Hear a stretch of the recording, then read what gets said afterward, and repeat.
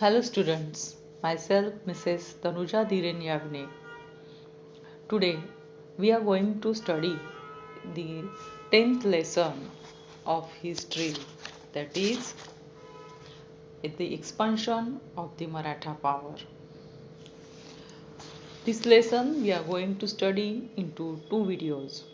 Before I start with my explanation, let's revise what did we study in the last lesson.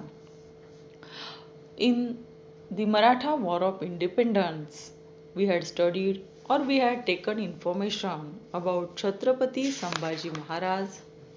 Then we had also taken information about campaign against Siddhi, campaign against the Portuguese, the end of Adil Shahi and Qutub Shahi, administration of Sambhaji Maharaj, death of Sambhaji Maharaj, Chhatrapati Rajaram Maharaj.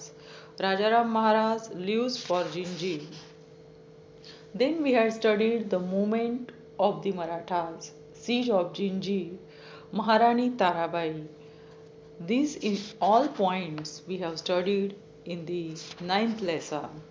In the Maratha or the expansion of Maratha power, we are going to study following points, that is Marathas on offensive, release of Shahu Maharaj, coronation ceremony of Shahu Maharaj, things that Shahu Maharaj learned while in the Mughal captivity.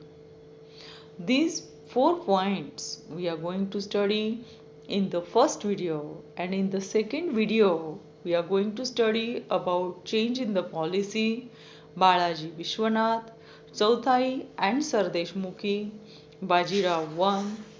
These all points we are going to cover in video number 2 of the lesson, the expansion of Maratha power.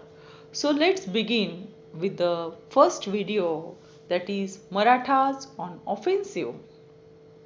The Mughals were on the offensive, whereas the Marathas were on the defensive towards the end of the 17th century. This situation reversed in the later half of the 18th century, and the Maratha power covered practically the whole of India. Let's study about the release of Shahu Maharaj. The struggle of throne of Delhi started among the sons of Aurangzeb after his death. Prince Azam Shah, who was in the south, marched towards Delhi to seize the imperial throne.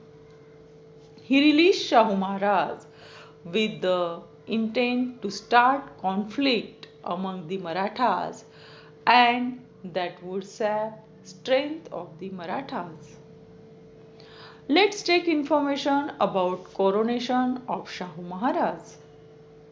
Immediately after his release, Shahu Maharaj staked his claim on throne, which was not accepted by Maharani Tarabai. Due to this, the armies of Shahu Maharaj and Maharani Tarabai fought a battle at Khen, in which Shahu Maharaj won that battle. Shahu Maharaj captured Satara and got himself coronated.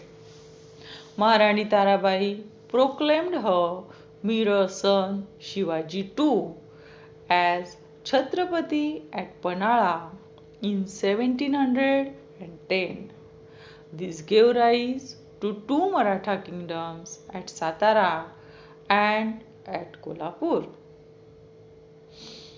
Let's have information about things that Shahu Maharaj learned while in the Mughal captivity.